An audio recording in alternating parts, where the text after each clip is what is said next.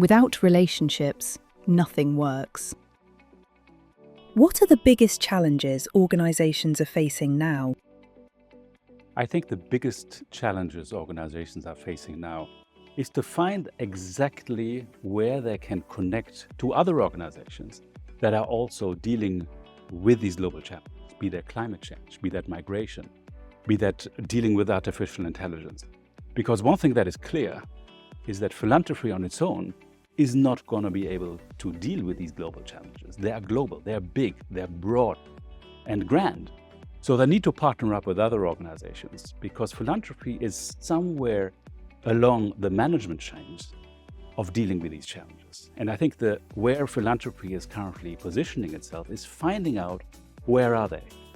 At the capital stage, at the delivery stage, or at the relational stage, facilitating bigger partnerships to deal with these type of global issues. Which idea for driving systemic change would benefit most from philanthropic support? Relationship quality is the absolute essential value and the essential asset that philanthropists can support. Without relationships, nothing works.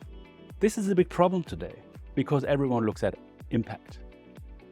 And without focusing on the relationship and the relationship quality, you cannot go into impact. This is particularly important because we are looking at long-term change, long-term systemic change. And impact is something much more transactional. But if we want to go and move philanthropy into long-term systemic impact, it's about relationships that last. So it means trust building, it means getting to know each other, and most of all, it means the courage to reach out across institutional and sectorial boundaries. And that's what philanthropy can do and support. From stepping outside of what you usually do, one need to have the curiosity for the new. You need to be able to expose yourself how the world changes, looking for the handrail to make sense of how do you yourself understand the world, how have you been born and bred up to understand the world, and then step back, okay, let me speak to others. How do they make sense of the world? And then to say, okay, based on this new understanding, where do I invest? And what are the type of new friends which I need? And particular in terms of, because this is not always an easy road, how do I make the relationship quality and also make the friendship so that I can deal with crises along the way and I don't need to make friends when I need them? What is the one change you would most like to see in philanthropy over the next 10 years? I would like to see a philanthropic sector that is more at ease of taking a moderated risk.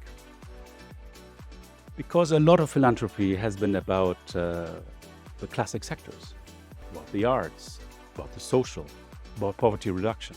And all of this is very important. But if we want to deal with issues of climate, with the issues of migration, some of the big global challenges, then it requires somewhat more risk-taking. And the philanthropic community really needs to move away from shying away from risk, but embracing risk. I think that is a philanthropic sector that I would like to see coming out in the next 10 years.